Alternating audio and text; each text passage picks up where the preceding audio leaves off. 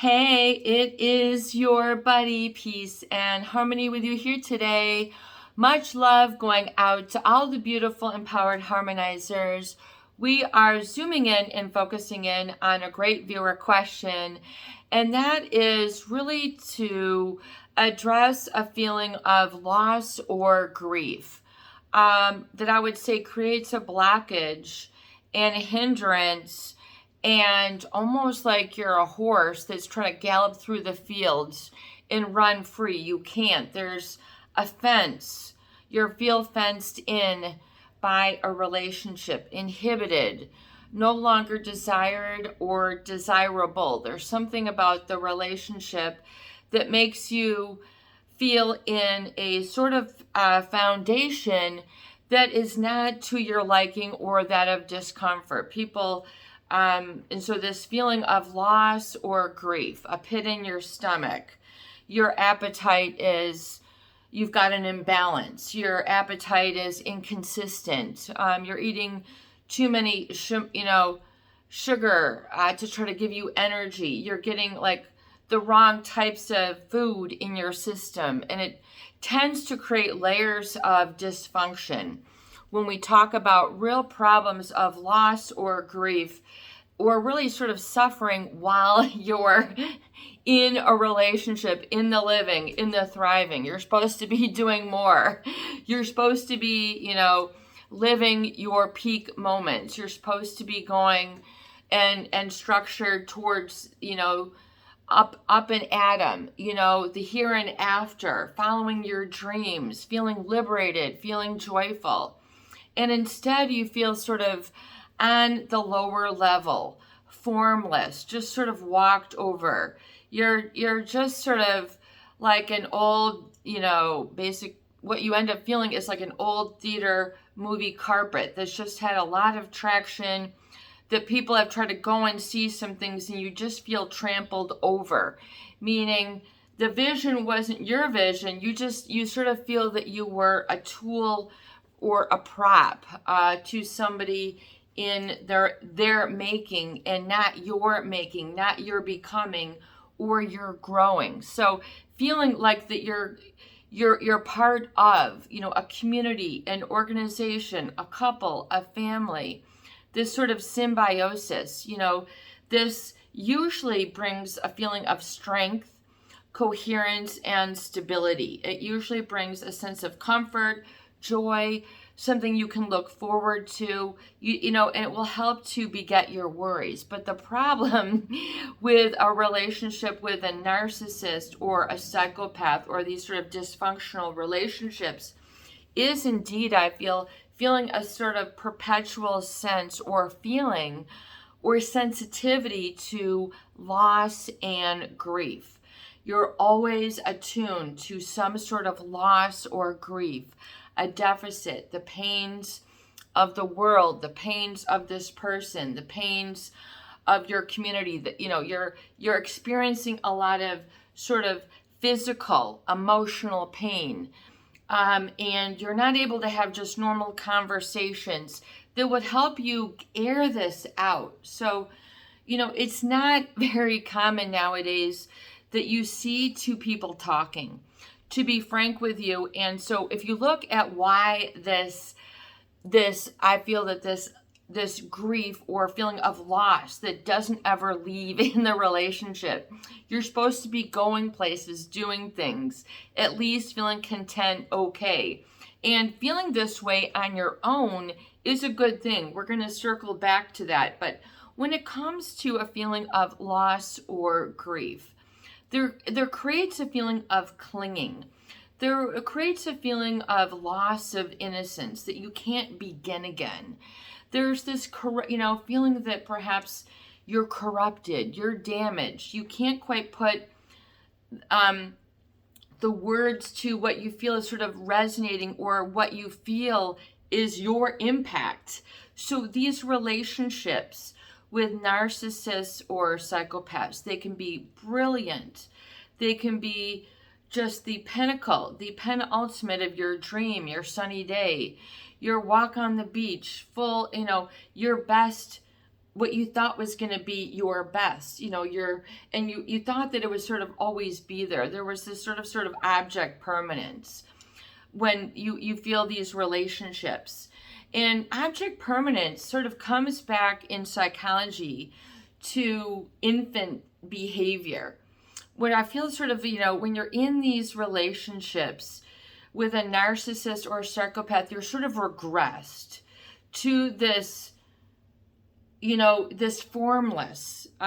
So you're just sort of bottomed out. So they don't allow you to give you form or identity or I am. So even though it appears as such because you're talking with this person, you don't realize the weathering or erosion away of your happiness, your dreams, your balance, your getting things done, sort of a happy routine, sort of this feeling that you're in the right place at the right time with the right person, or at least you work on things. So you don't have this sort of connectivity. There's this feeling or loss of grief, sadness, just heaviness, heavy emotions, wearing you down. You thought this was going to be the anchor, the stability. So you got to kind of flip it around and realize and really look and be brave enough to look at the feeling that has beset you, because oftentimes there is a recovery that needs to occur after these what can be stormy, Herculean, just sweep you off your feet like an emotional tsunami, the love bombing.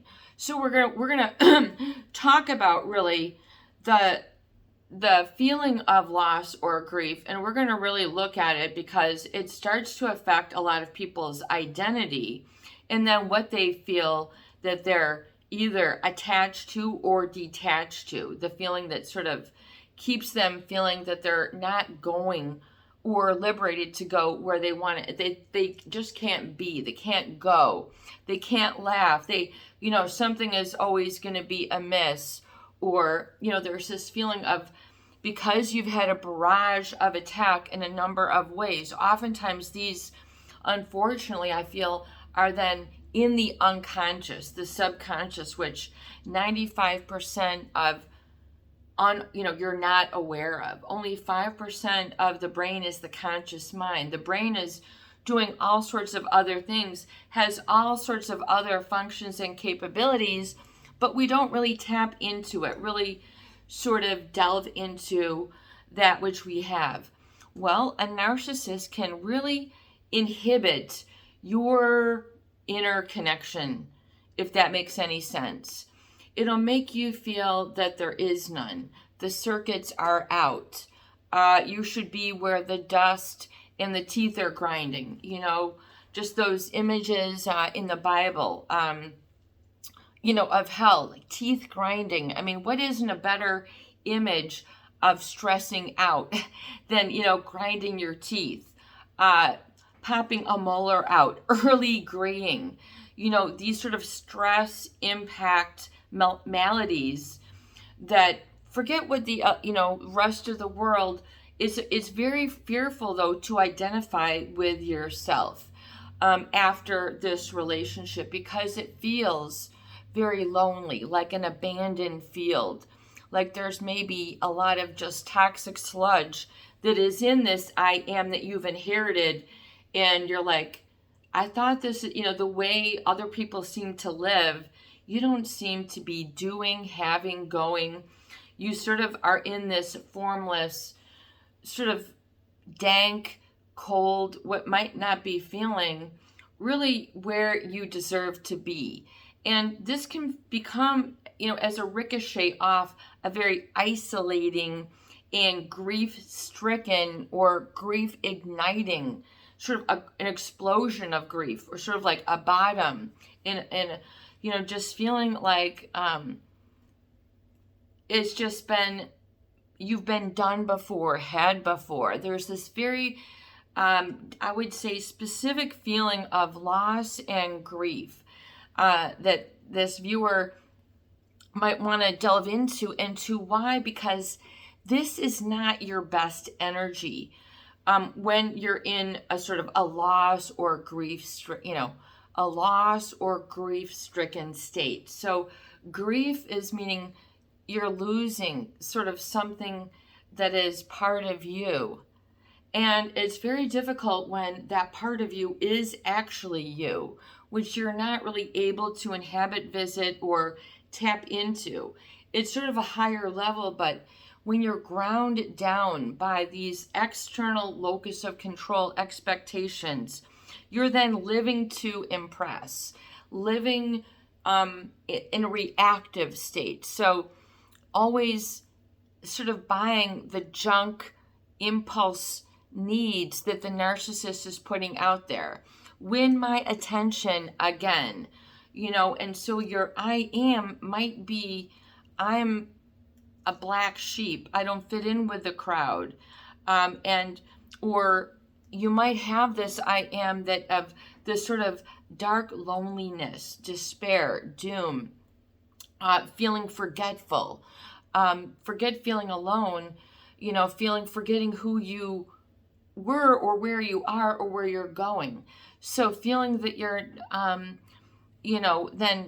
you're just sort of like that, you're that cup that sort of, you're just about one little comment away from overflow and feeling sort of overtaxed emotionally. This means it's time to take a time out.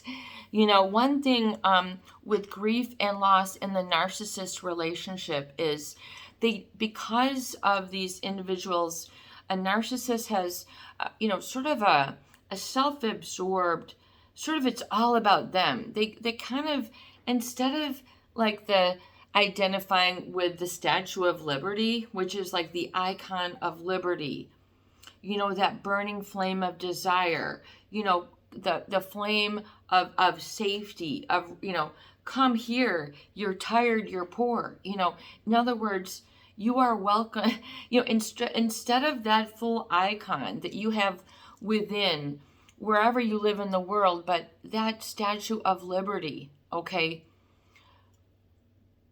The narcissist, the psychopath, they take advantage of that in other people. They sort of take advantage of that natural free will through interjection of comments, through taking over conversation, through distracting your attention, fear that you're going to lose that you can tell that they're preoccupied with something even when you're together, but you can't quite put a finger on it. And because of this, there's a loss or grief that is instilled, sort of seeded, if you will, and then sort of perpetuated and then reinforced of a loss of presence with you are important. You are number one. So in other words, you are you, and that and that we're behind you, support you. That's what relationships of kin or love or connection should be. And there's a destruction, sort of the security net, I would say, for those people who are exploited. So the exploited or taken advantage of, so in other words, people can't oftentimes identify or say this happened to me and have the presence, in other words, have another present with them to help them, you realize and solidify the lesson. So this sort of any bit of growth or strength that you have gets sort of smacked in the face, backhanded through words, through elbows, being cut out of conversations. God forbid now, cut out of texts, pictures. I mean, there's so many other ways that the narcissist tries to leverage you out. There's a sort of leveraging of their presence, of any human presence. So kind of circling back to earlier in the conversation, now in the digital age, okay, it's all about fast and and everybody's living through their phone.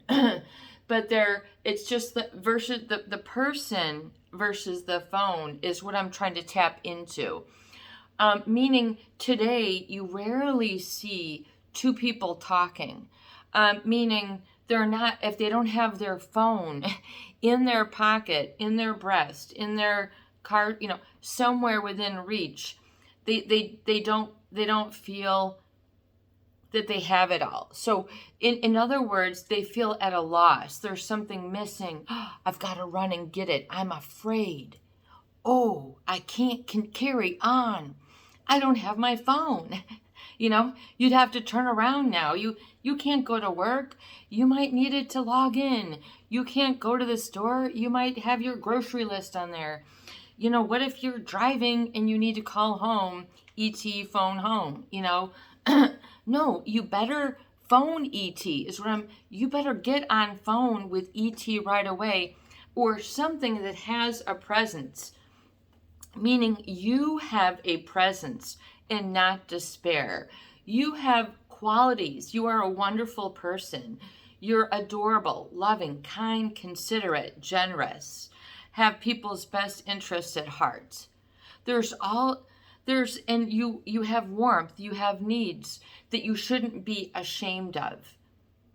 The need for connection. This very need is the object and aim of narcissist, sort of when they go sort of through that love bombing, and then how dare, you need this, you need that.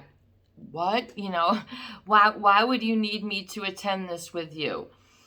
Because it's a wedding and I don't want, because this is going to be fun. You have to convince them where you go along happily and joyfully to spend time with them. It's this uneven sort of really all sorts of gustiness, and you sometimes just want to run away. And then the grief, that can make people want to hide, to go away, to feel that they're basking in some light of, that they might have first had a flicker of 50, 30 years ago. I mean, so it's difficult, and you don't have to really, or 10 years ago, or a minute ago, but what you have to really get down to is the realization of the deprivation tank that is created in a narcissist or psychopath relationship. And even though these two types of disorder situations are different, oftentimes the impact, the sort of aftermath, the waking up, the horrors, it's like the tsunami, and your house is washed away, your furniture is gone, you don't have, it's this, it sort of leaves you, and then you're living in this as if it's always going to be taken away again, that here, and it's going to be washed away again, and it's always this fear.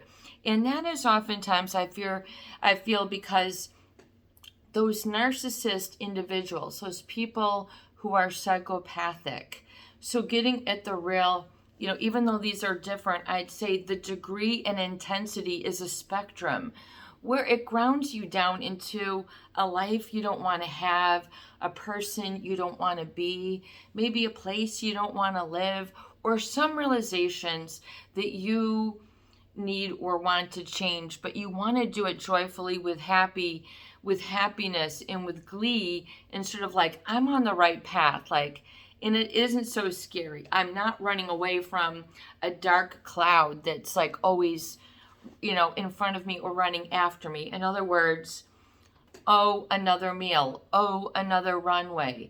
Oh, another this, So that's when things will really need to say, what, you need to realize when this person is kind of like a narcissist or a psychopath, is kind of like a hit and run relationship, meaning they sort of hit you, sort of take something from you, and then sort of dash away, and you don't really know what they've taken, but you feel that something has been taken. There's a loss, a feeling that something is missing, a part of you.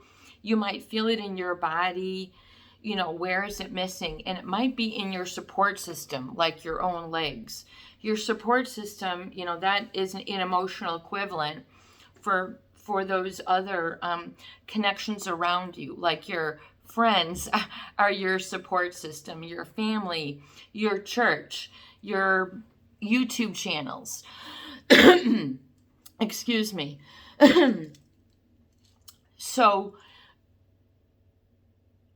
the problem is this perpetual, never leaving, never going feeling of loss. I feel that those who are victimized, exploited, taken advantage of, taken for a ride, emotional whiplash sort of journey, what happened, and I can't quite sort of deal or get a grip, or there's this grief, there's a sadness, a deepness, like a sponginess that's just soaking up negativity. Oftentimes, I would say, especially early in the journey, if you're not aware and you're still sort of around these people for some time, you're going to be open up like the holes of a sponge. You're going to have this open because you have an energetic field around you, which, your etheric body, your emotional field. So you're not just your body. The narcissist tries to squinch you down into some little proper thing that they can use and scuff up and then trample over you. And you might have a really big walkway. It's almost like a rut. If you've ever seen a car go in mud and it goes back, it's really down in the mud, and then, or like a deep groove in, say, like a field or a snow path, because you don't want to slip all over. Your relationship gets very rigid with these types of people when you're being exploited or taken advantage of. You can't come up for a breath of air. Those early portion of relationships, when you're sort of in the stages of healing, and if you don't realize these facts, that when you're sort of in the suffering or grieving and sort of not knowing you're working so hard and things are getting worse, you're trying to find out and have a discussion so you can shake hands as equals, or kumbaya, come to Jesus, come to Papa, come to dinner, ring the bell, whatever it is. You're looking for that, like, okay, we're going to come to a consensus, and I treat you this way because, and you're this way, you're looking for some sort of emotional equation that it's going to come, things are going to add up, and then because of all the work that you did or the time that you spent, even though you gave them something, they didn't give you sort of that recognition of that value in return. So there's this lack of sort of correspondency, or because of their lack of empathy in the narcissist, or a lack of conscience, they play on people's emotions. They don't share in, they play on. So you think people don't know in the course of the relationship, what the plus or the minus is. It's hard to keep tabs. All you know is you keep frittering and keep thinking that if A, then B, and then C. And by the way, before we move on, we're talking about that, I want to give a huge shout out to those of you who have recently made a donation to the channel. Thank you so much for your contribution and your support. It really helps warm my heart and gives me purpose and drive to continue. And not only that, enjoy your comments, and you can always put in your comments and there. So getting back to that problem though is, people love to watch videos and talk about the problems of the narcissist. We can do that all day long. Where is it going to leave you at the end of the day or tomorrow? Where's your smile going to come from? You thought, that this was going to be a shared thing, or, you have these different stories or things that you naturally, organically come in with. However, a narcissist, because they're so preoccupied with themselves, because they're all in their own fury, their own internal demands, their needs, their need for power and control, they will diminish others, intentionally or not, but they will only utilize and expect others to perform according and then accept. In other words, accept these equations that don't make sense, or where you feel that you thought you belong, but you're then sort of singled out away from the crowd. Meaning, you thought you were in a shared, hey, if I do this, then I will be appreciated. I will be, on even footing with you. So even footing meaning you can kind of show your belly. You can kind of show, like someone, oh, if a cat, I don't have a cat, but they say, oh, if a cat shows its belly, it means, so, we think, oh, if the cat shows its belly, if they show us their, so, oh, I'm this or that, or they will usually use a sad story, in other words, to hook your heart.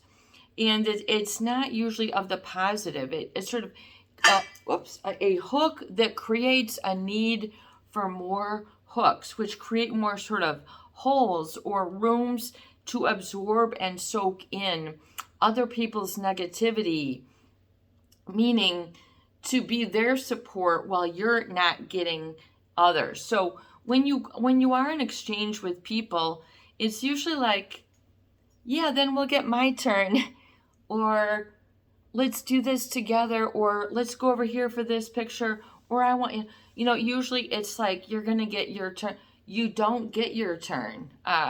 It's not, you don't get the same reward.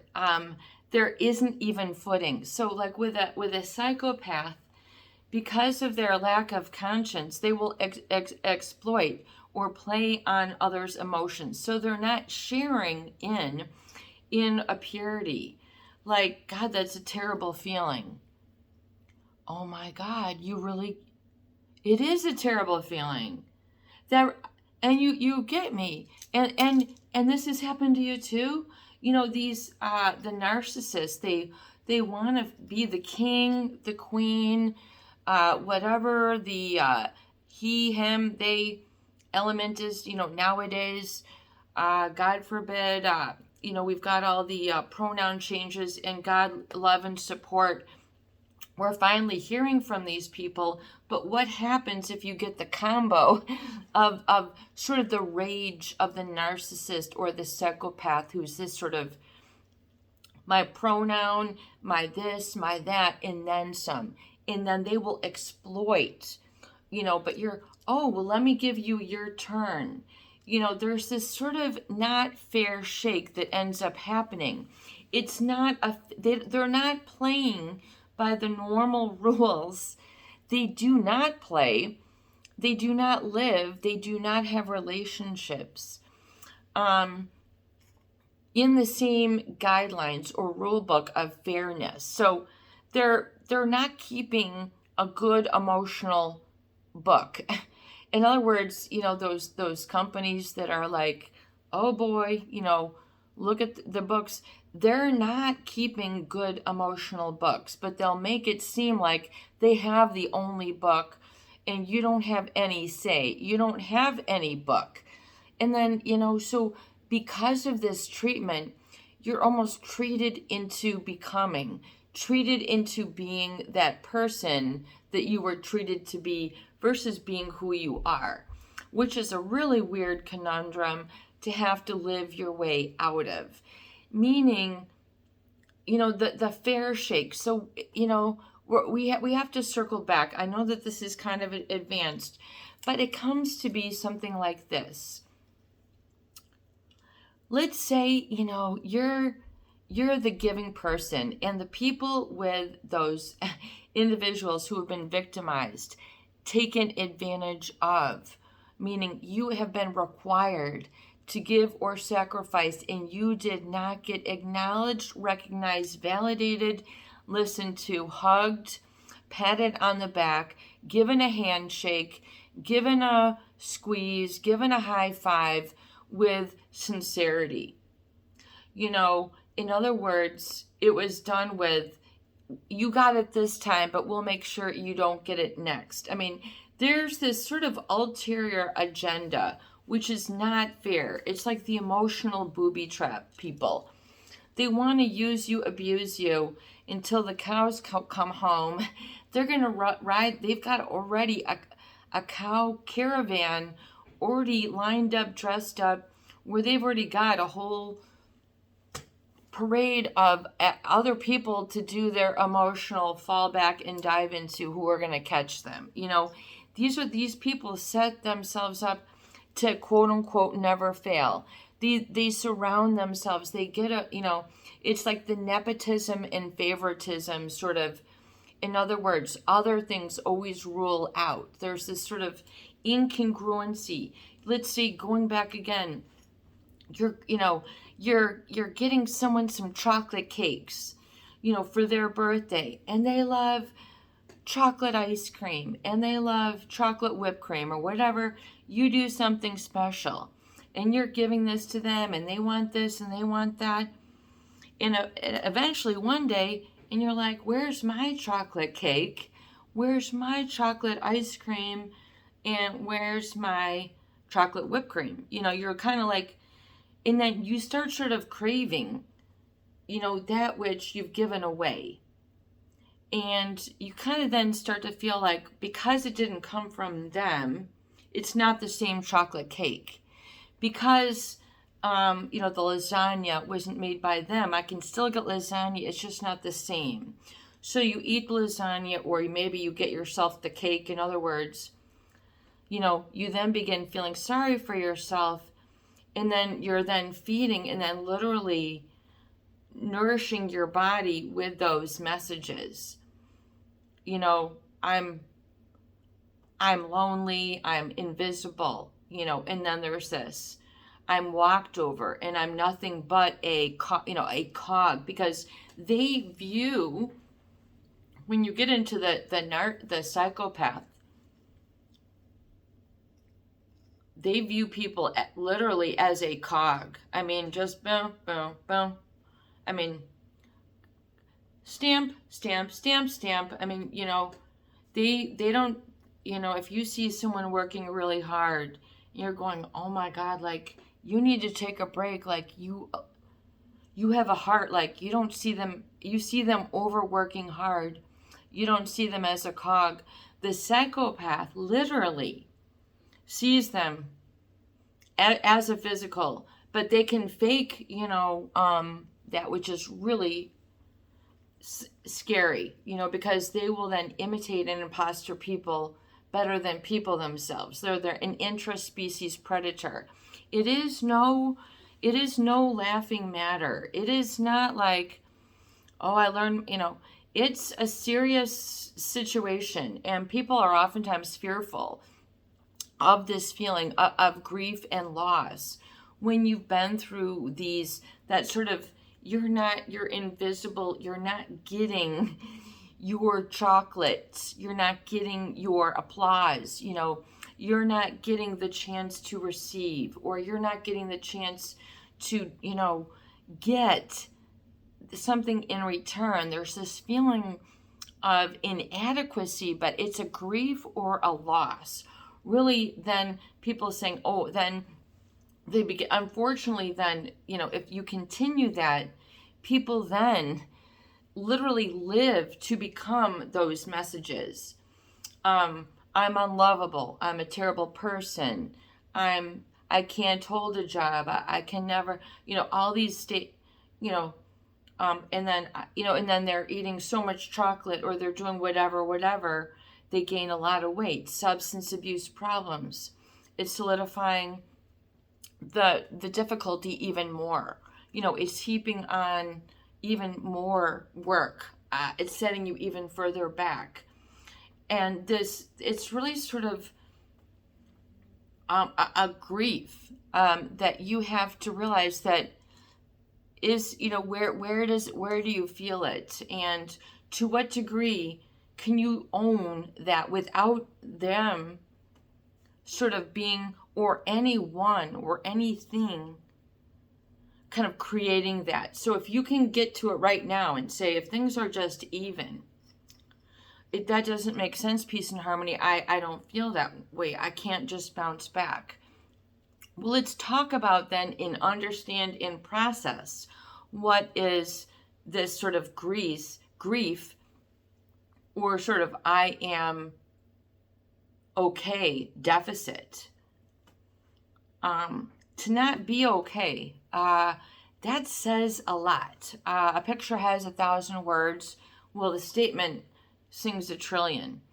And especially when you can't really sort of defend yourself, because you can't oftentimes articulate the different depths of feelings or the situations, or you can't give all sides of the story. It's humanly impossible. So you feel like you have to do something which you're not equipped to do. Talk about feeling like your life will never go anywhere, become anything, or be worth living. This is the grief. This is the grief, the loss of sort of that I am, and to be recognized. I am an A student. I'm an A speller. I am, and then with some little hook of the positive, that then really is your grounding and sort of where your I am in your solar plexus. And so it's kind of like an internal cavern, or a beach in the forest, the beach in France that you've never really gone to. And you really got to kind of set a good, positive, clear, joyful image and feeling to that. Meaning, it too much gets in the way. Too much of not yourself engaging is what has gotten in the way. So that feeling of the hurdle, the feeling of absorbing the negative, repeating negative habits, repeating other people's negative habits. That's when, if you find yourself doing that or feeling that, it is because you have then felt or believed, we're talking about the subconscious, we're talking about that part of yourself, you feel that you're trying to still push away because of that grief, because of that loss, because of that pain, or shall we call it discomfort, or lack of calm, or lack of relaxation, or lack of being able to live into, is sort of an experience, meaning like, I got a ticket and I didn't get to see the big whatever. It's kind of like I'm going on a whale. Let's say you went on a whale excursion, and you're like, we got to see a whale, and it's kind of like going and you never got a chance to see the whale. Well, it's so that feeling of loss, like of that loneliness, that sort of loss and grief is like, I didn't get to see the whale, like that, or whatever that is, and so what is that? What didn't you get to see? Because whatever you're saying now that you didn't, as long as you speak it out, can become your future being, your future happiness, your future experience. So there's an experience that you feel you could not give yourself, or have not been able to because of timing, situation, need, getting advanced enough, saying, I require to be comfortable, that it's not a mortal sin, that I am. And then looking at these other what other sort of disbeliefs are then the drivers in your life, because oftentimes these are like negative rudders or plows that are like trying to really like carve in and precede you, and you're throwing in seeds of, I'm messing this up, I'm not doing good, I'm gonna mess this up, I'm gonna eat that, I'm gonna say that, I'm not gonna do that. You're just then walking along, and then all these seeds are then blooming, and you're like, why do I have all these weeds, or why do I feel so down, or why, in other words, because you haven't gone to that French beach yet. You haven't gone to that place within you and allowed it to have sunlight rain in and say it's a beautiful place, that your experience is beautiful and complete and amazing, and all those that you were deprived of have built in it. So it's kind of like being in a field that you're walking in, and you're like, I'm in the middle of some field that I want to get out of now, or and that is okay. That's like the cornerstone saying, you know what, it's time for me to incorporate a little, whatever it is, chocolate, whipped cream, sort of being able to experience and go to within those places and say, I am okay. And then what do you need then to anchor in? Do you have a whole list then of 50 or 20 things that you need to be, do, or have before you say you're okay? Or can you say right now, I'm okay? Like, I'm okay. Yes, I am okay. And from here, this is what I want. And if it's a certain sort of, and especially I would say a need for presence can be a really healing element in your life. Meaning, even though it's uncomfortable, going and having and knowing what it is to be validated, and just having conversations, with other people that are validating that you are here, good to see you, and they're not behind a phone, good to see you, and it's that, because then the phone always trumps human presence. Is that, so you have to understand that oftentimes that lack of being validated, that isn't that the most uncomfortable, so the narcissist, why is there this uncomfortable feeling? The narcissist and the psychopath, they don't want other people, particularly their targets, to see them. They want to be seen as invincible, inhuman, superhuman, more human than human, like a zombie. I mean, they're more, they want to be seen that way, always together. They have a need. In other words, so they don't really attach with other people. It does, hey, my hair's out of place. We're having macaroni and cheese for dinner 2 nights in a row. Can you handle it? These sort of things. In other words, no, I can't handle it. This isn't good enough. They don't like, I think they feel very uncomfortable being what they feel is the status quo, as if they're, they're not going to experience sort of that support, that entitlement, when they can have just as happy a life, and with true love, but they, in their mind, they need more.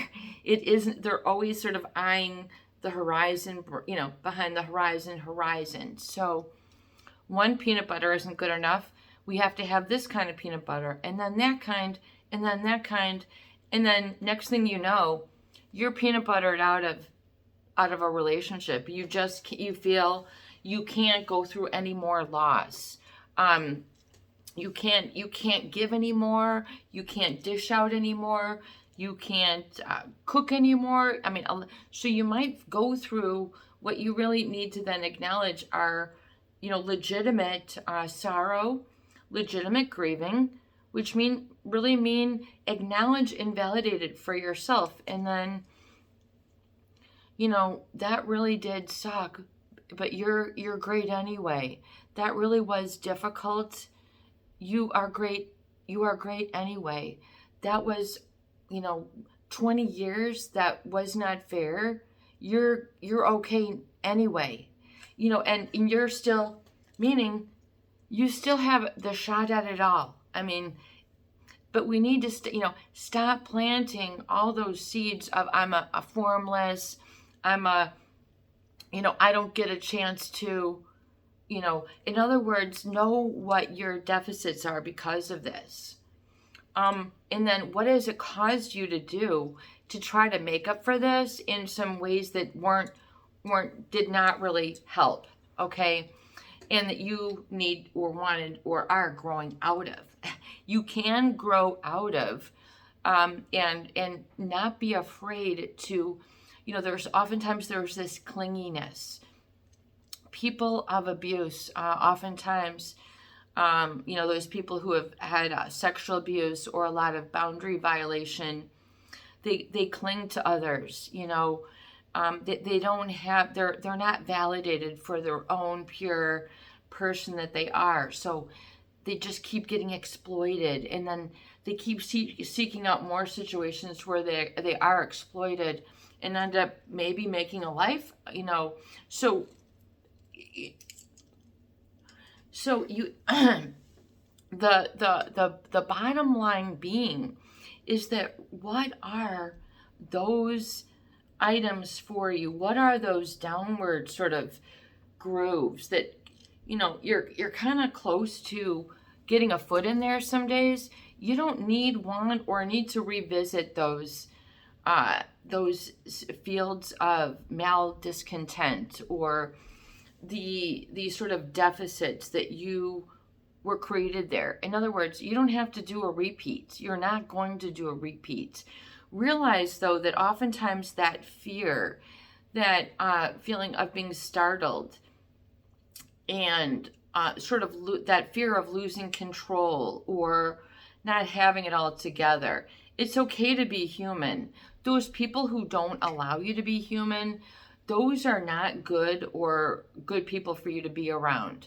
I don't, so you might have to make a determination or a decision that you have to realize, where in your emotions you have paid the price through this, through how long, what could be decades of invalidation, meaning and then so you can usually find the seeds of discontent if you listen to your inner mumblings. I have a terrible life. I'll never meet anyone. I'm not going anywhere at all. I mean, these are just the same waves from the same tsunami that happened some time ago. So a lot of those waves, they're still going. They still have that ripple within, and those waves, like when you hear loud crashing waves, your emotions get like that too, really loud. I can't take this anymore, and don't give yourself a stigma. Realize that those insults that the narcissist has given you, realize how you personally reacted, person to person. They might have, oh, I can really tell this and this, you're this, so some sort of either comment about your body, your face, your hair, your toenails, your knees, behind your knees.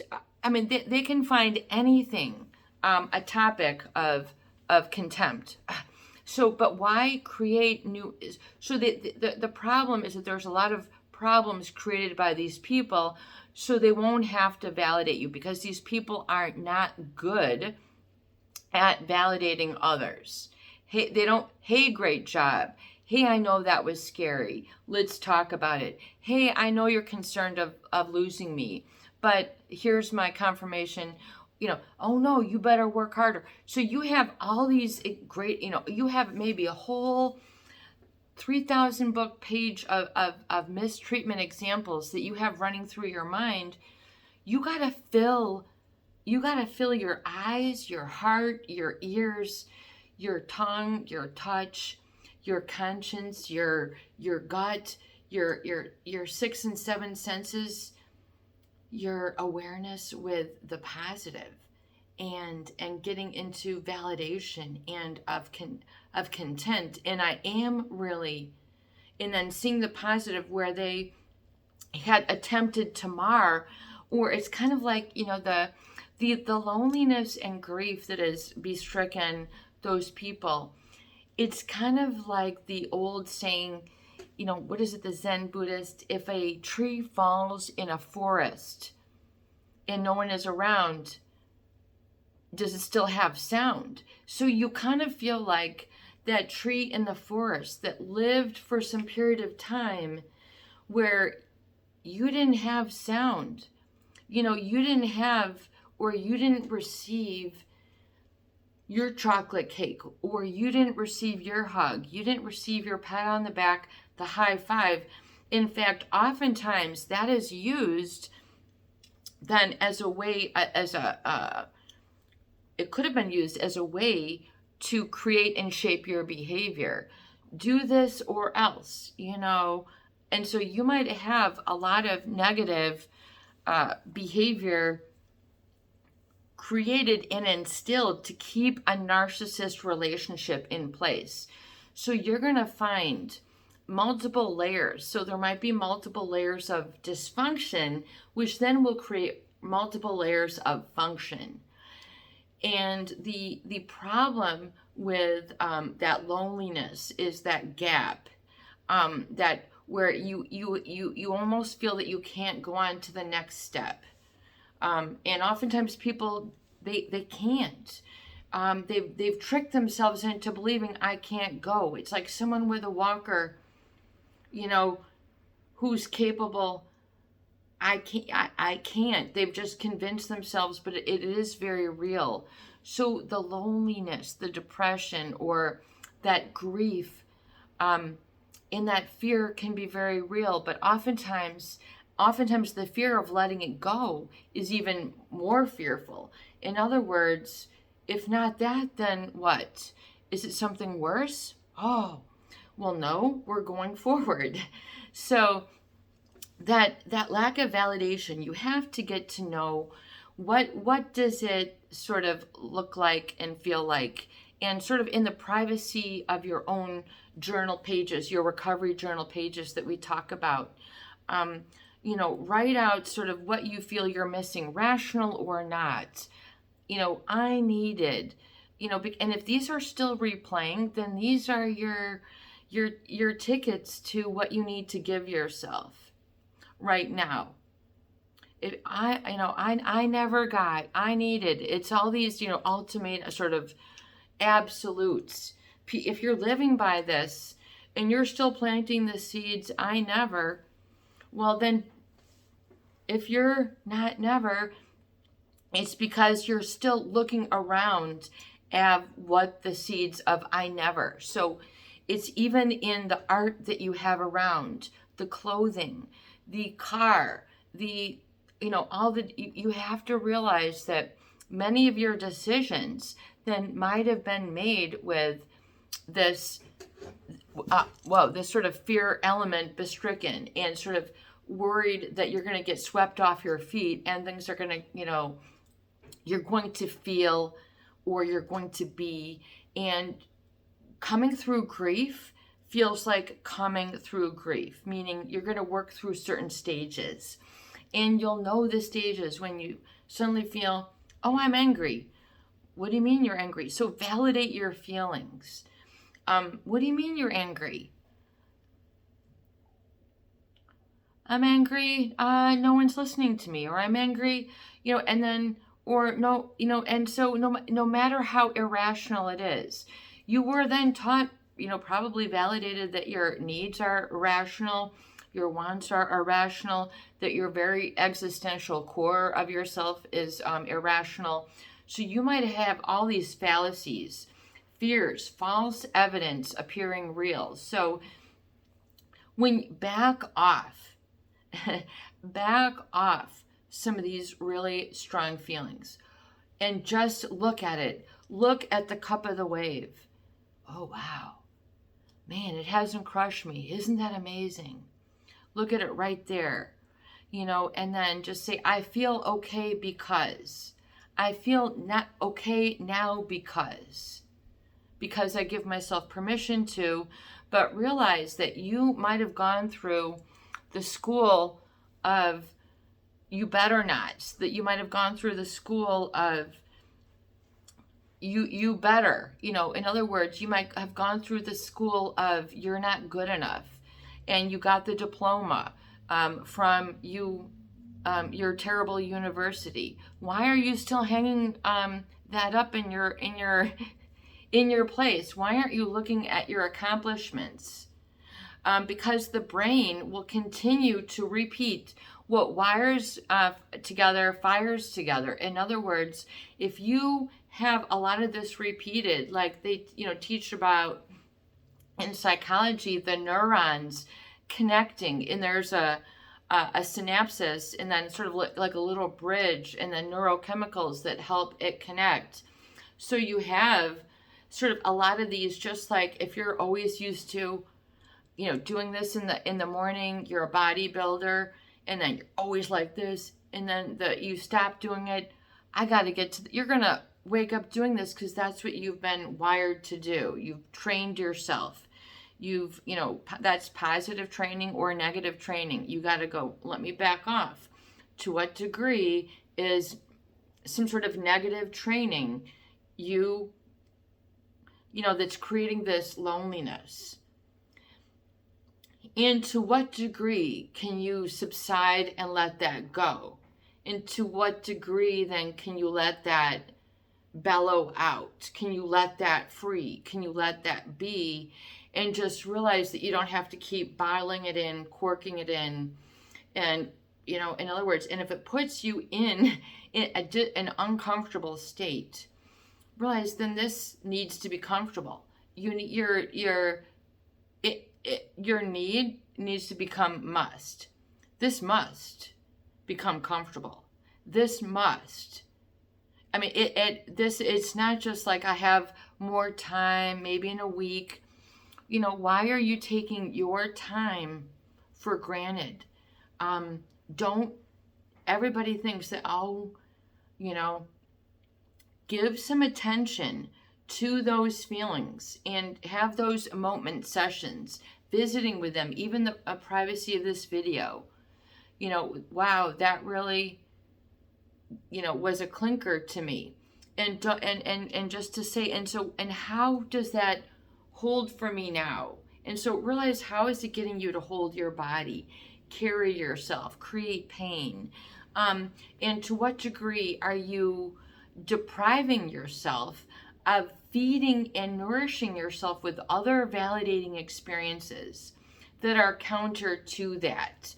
In other words, that where you don't have a lot of, you're not like the horse that's in that tiny stall. You're that horse that's cuddled up, and and maybe the wind is just whipping through its mane, and to what degree can you experience freedom, liberty, and expansion, versus just like, versus the put downs and sort of that like living small.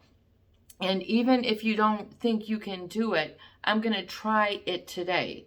And it doesn't have to be a big try. It doesn't mean that you crush yourself for an hour, but take it slow. Sometimes you need to take it slow and just say, okay, I see the effect. I see the influence, and then begin to own the sort of magnetic or energetic influence that it has bestowed upon you.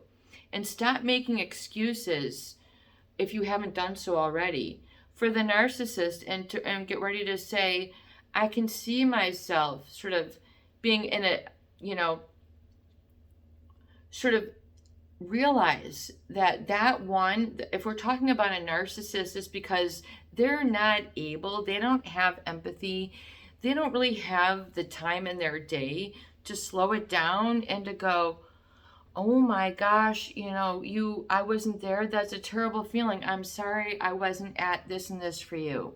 I'm sorry you and I weren't there together. I'm sorry. They don't have the apology, the kumbaya, the come to Jesus, come on the peace train, whatever Joni Mitchell feel-good song that you want to play.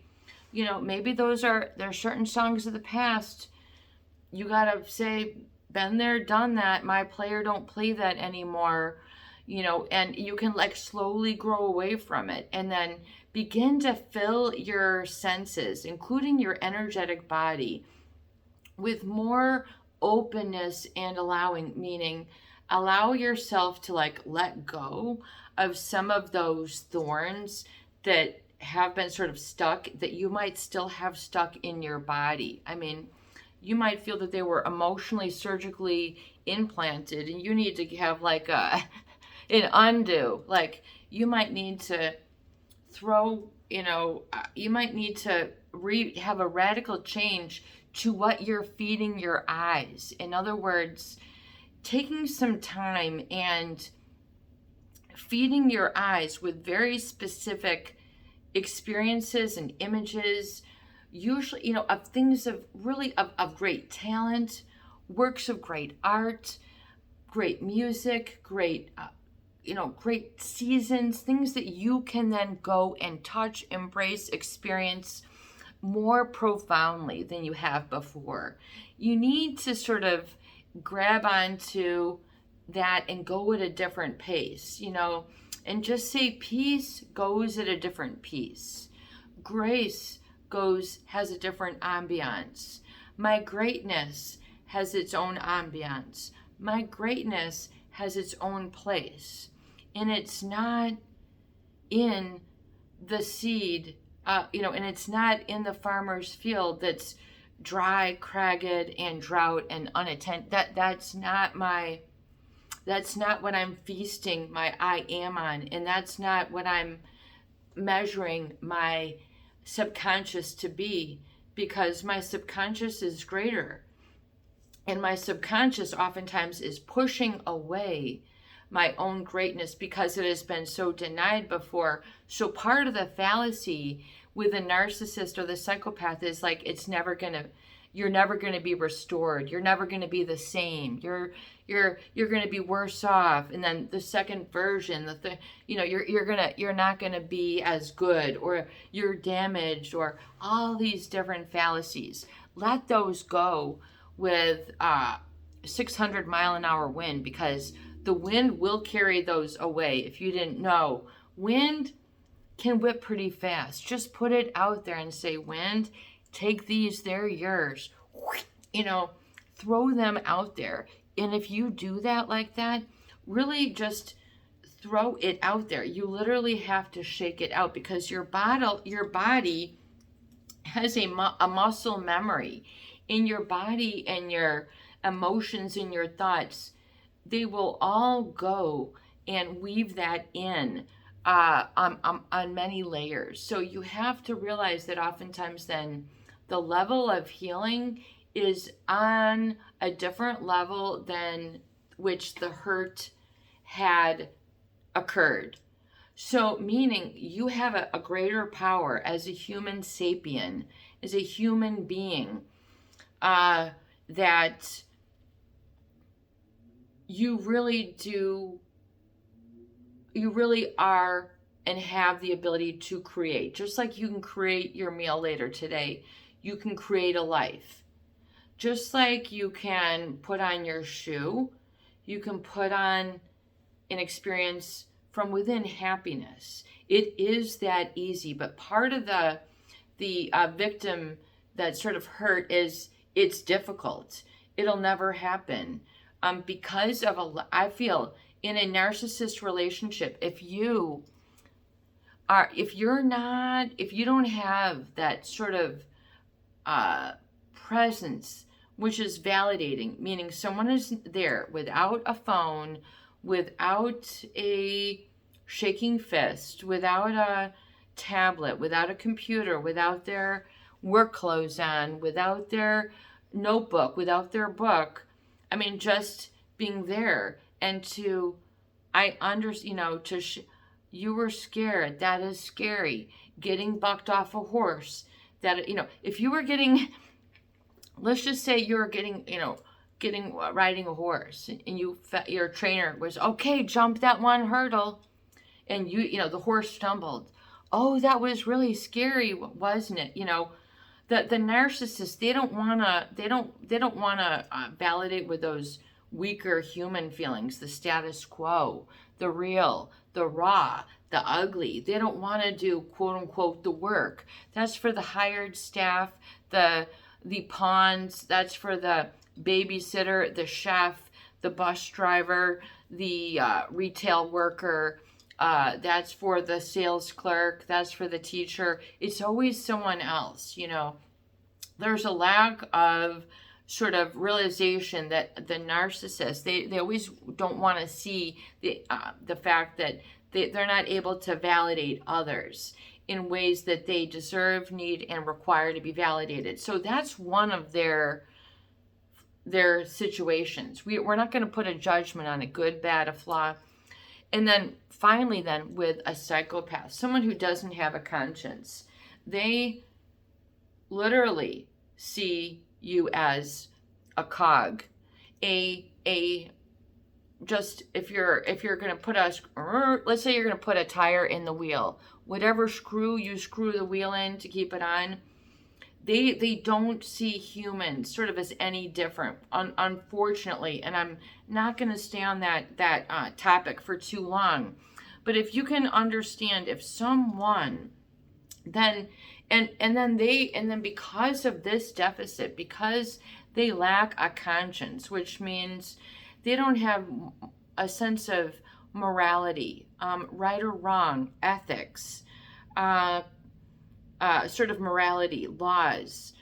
They know if you were to get in line at a grocery store, just, because that's what they kind of see their life. If I want to get this, then I better. So they start picking up behaviors, and they're just imposters. If you've ever seen them throw away all their stage antics, I mean, they decompress into a really something that you wouldn't recognize. So their ability to sort of fake it is really they feel it's that, and it gives them an ability to sort of play and use others. In other words, if I can use these tires for 7 years, then it'll go 7 years. If I don't need these tires for, it's really according to wherever they need to get themselves. And this can create a lot of this very different, sort of a real deep, different level of grief and sadness and despair and terror, sort of all combined in a petri dish, or not even a petri dish, more like a test tube of things that should not be put together, because this is not part of it's not part of your growth. So just for example, before we wrap it up, so the sort of the grief and the loneliness, the despair, from someone psychopathic is very different, and more profound. Why? Because they lack a conscience.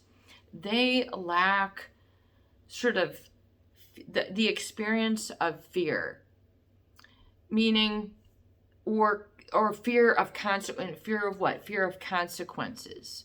Meaning, if I were to do this and you were to happen, oh my God, I can't believe I did that. And you'd maybe be, I would never do that. That would really, they don't have that feeling or thought pattern. But so it gives them how they interpret an ability to use others to an extent and to a degree that most people couldn't fathomable, because you don't think any human would or could ever do that you can't believe, it just doesn't compute that someone could realistically do that. It just would be too uncomfortable, undoable, stupid, a waste of their time, so when you've gone through that sort of experience, and the degree to which everything can be it's sort of like the nuclear equivalent, like everything can just be gone, according to where they want it to be, and then what did I do? Nothing makes sense. And they've even sort of trained your thinking. The psychopath trains other people's thinking to be according to their enigmas and their unanswered sort of, the way that they sort of coagulate people in. They're able to sort of give and instill sort of a new meaning or a new perception or a new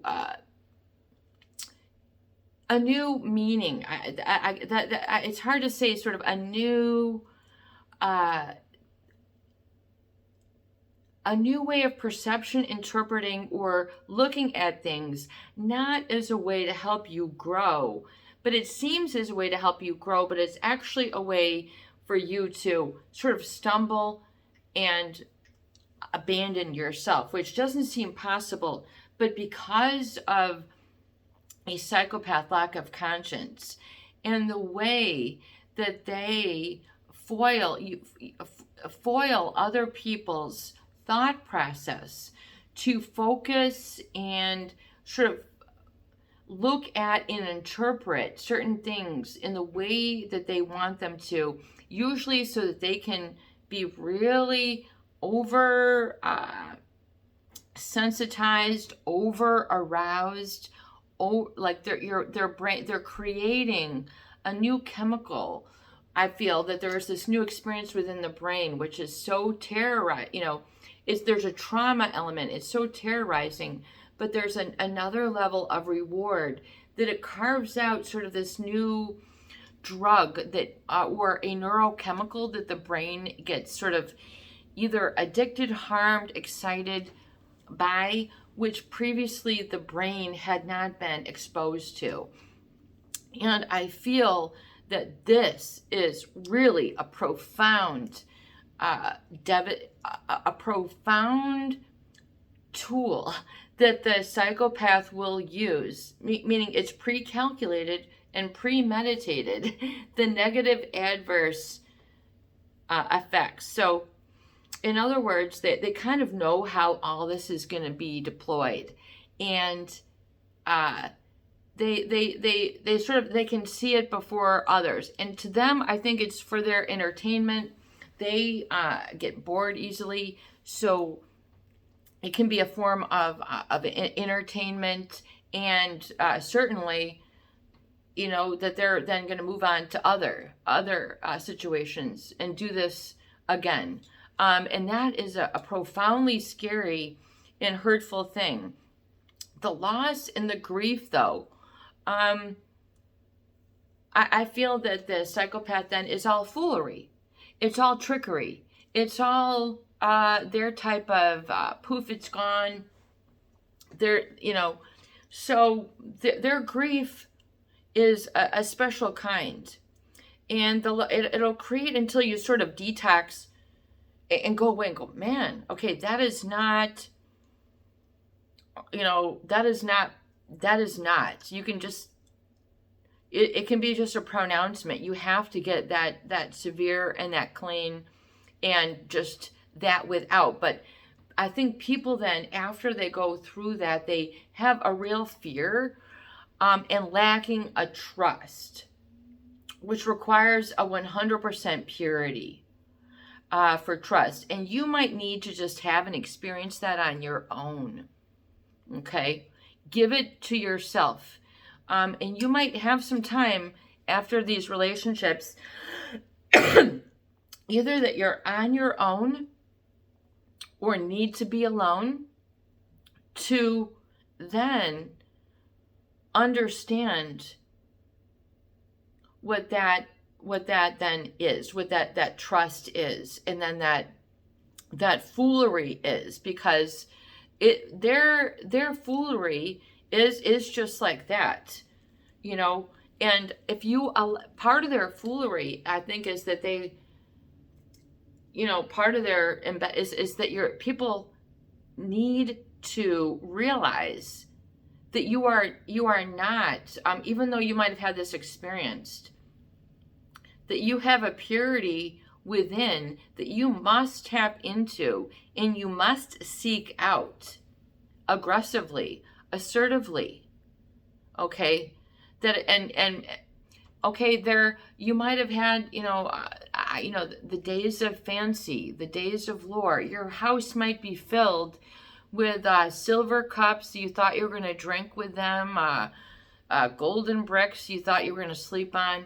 Who knows? You might have had a lot of decisions while you were under sort of that foolery, but there's a purity, though. There's a purity. And when you get to that purity, there's a cessation and it's a humility, and hold that. Don't be afraid to be a human sapien. And you are going to need to go through this period of growth for some time until you can really let go and say, and call foolery for what it is, and say, you don't necessarily need that, nor do you need to deficit your own emotional account with giving, the chocolate cakes and not getting your own chocolate cakes too. Okay, you don't need to surround yourself with people, situations, emotions, and visions that create that sort of, and because you need to make one little feeling, one little decision, one little look up, one little look out, one little look to the stars, the sun, there's bigger things at play. Allow yourself to be at one with that and say, it's okay, I will allow someone to deliver my chocolate cake or my better paycheck or my better hug, my better love. And that to a purity, then, which it stands alone and it stands on its own. And it is big on its own, it's huge on its own, it's enormous on its own, and there is no comparison. There is no comparison, and I hope this helps. This is your buddy, Peace and Harmony, with you here today. I hope these videos do help. Please share, please subscribe, and for goodness sake, please donate for more great tools, videos, discussion, and support. Today, give yourself something that you've been missing, needing, that you already have, and just go to the go that you need, that you go to. Have a beautiful day.